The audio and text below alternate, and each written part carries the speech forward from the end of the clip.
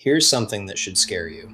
The emergency that wrecks your finances probably won't feel like an emergency. It'll feel like a Tuesday. A weird noise from your car, a tooth that can't wait, a water heater that picks the worst possible month to die. And the damage won't come from the expense itself, it'll come from what happens after. The chain reaction most people don't even know they've started until they're 6 months deep and wondering why they can't get ahead. I'm going to break down exactly how that spiral works, because I spent 3 years climbing out of one. By the end of this, you'll see why the difference between "I can cover this" and "I'll figure it out" might be the most expensive gap in your entire financial life. Bankrate says 59% of people can't cover a $1,000 emergency from savings. So if that's you, congratulations. You're not bad with money. You're normal. And it's never a fun, glamorous emergency, just life. So you do what I did. You solve it with a credit card. And yeah, credit cards are amazing at one thing. They stop the pain immediately. But they also start the timer. Right now, the average APR is roughly 21 to 24%. That's historically high. So let's do the boring math. You put $1,000 on a card at 22% APR, and the minimum payment is around 2%. First payment is about $20, and most of that is interest. You didn't pay it off, you subscribed to it. And if you ever wonder why people can't get ahead, here's the gut punch. $5,000 at 24% with a 2.5% minimum, over 40 years to pay off, and about $23,219 total. That's why I say it like this. $1,000 isn't the bill. $1,000 is the entry fee. Here's what makes that first $1,000 so dangerous. Life doesn't pause while you handle it. Rent still hits. Gas still happens. Groceries still don't care that your transmission just exploded. So your cash flow gets tighter, not looser. And this is where the brain does this cute little lie. I'll catch up next month. Except next month starts with your minimum payment already taking a bite out of your paycheck before you even buy food. So you're not catching up, you're running a race with a backpack on. Then comes the second hit. Maybe it's not another emergency, maybe it's just tires, a vet bill, or you put a few normal expenses on the card because the checking account is thin. Or you hit BNPL because it doesn't count. Either way, your balance creeps up, and now you're using like 40%, 60%, 80% of your limit. I told myself next month will be better for 8 months straight. Next month. Next month.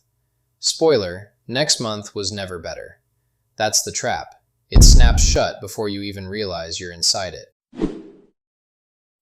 And here's where it gets extra stupid.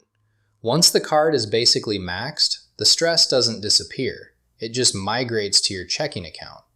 And suddenly the problem isn't what you bought, it's the fees for being a little short. Average overdraft fee is about $26.77, and at big banks, it's often a clean $35. NSF fees, when they just reject the payment, average around $32. Added up across everyone, and people paid about $12.1 billion a year in overdraft and NSF fees.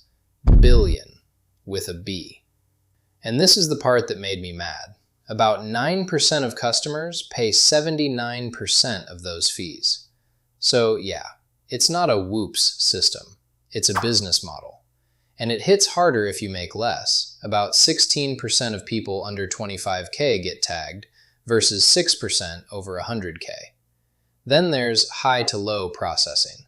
The big charge clears first, and suddenly your coffee, gas, Netflix, sandwich, each becomes its own $35 penalty. I got hit with 4 overdraft fees in one day. About $140 in fees for maybe $35 of actual spending. That is humiliating math. And payday doesn't fix it. Your check shows up and immediately gets eaten by the negative balance and the fees. So you start at zero after working all week. Without a buffer, you don't just pay bills. You pay penalties for paying bills. If this is making you think that is so unfair, yeah, it is. And if this channel helps you see how the system works, hit like so it finds more people who need it. And subscribe if you want more real numbers, not guru vibes. Because the next domino is your credit score, and it gets expensive fast. Here's the part people don't expect. You can do everything on time and still watch your credit score slide. No missed payment, no scary letter, just because your card balance got high. Credit scores care a lot about one thing: how much of your available credit you're using. That utilization is roughly 20 to 30% of the score. And once you're over about 30% used, it's like your score catches a cold. The people with great scores usually live in the single digits, like 5% utilization. Annoying, but that's the game. Now add real life. When you're juggling, something eventually slips. Credit card, phone bill, car payment. You miss one by 30 days and you can get smacked with a late fee. Usually like 30 to 41 bucks, average around 32. If it goes 60 plus days late, a lot of cards flip you to a penalty APR, 25 to 30%, sometimes on your existing balance and new purchases. Cool. And the score hit can be brutal.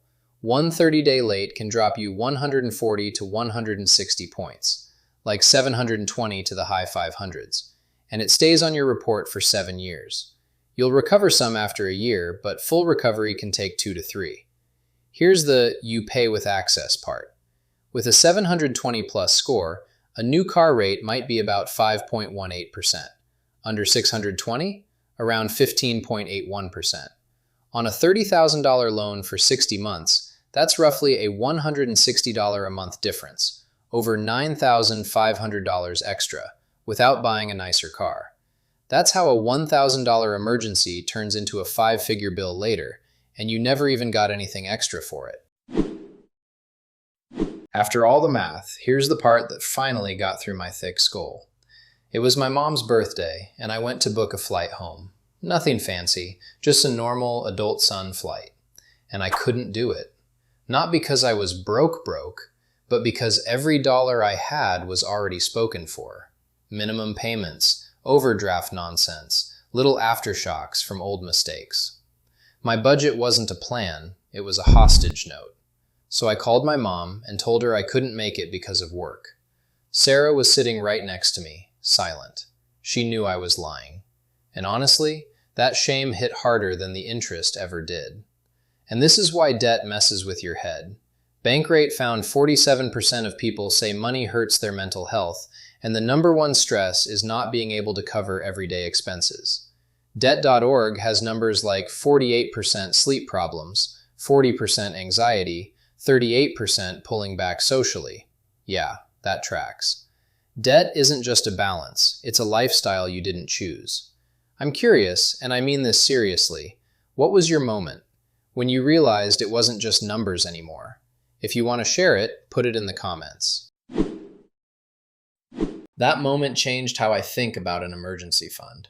It's not a cute savings goal. It's not a Pinterest milestone. It's fire protection. It's the thin wall between this week sucks and congrats, you just financed your own bad luck at the worst rates possible.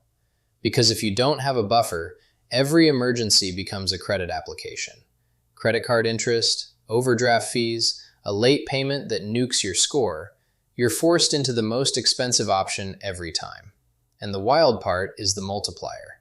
A $1,000 cushion doesn't just save you $1,000. It can block the late fees, the penalty APR, the overdraft chain reaction, and the now my car loan costs more because I missed a payment on a totally different bill nonsense. You don't need a fortress. You need the first row of bricks before the next $1,000 happens. Last year, my Civic needed brakes, $380, and I just paid it. No heart racing, no midnight spreadsheet panic across my 14 tabs while Sarah laughs at me. That's when I finally got what the buffer is really for. If you want the step-by-step on building that first $1,000 wall, even starting from zero, I made a video for that. Link is right here.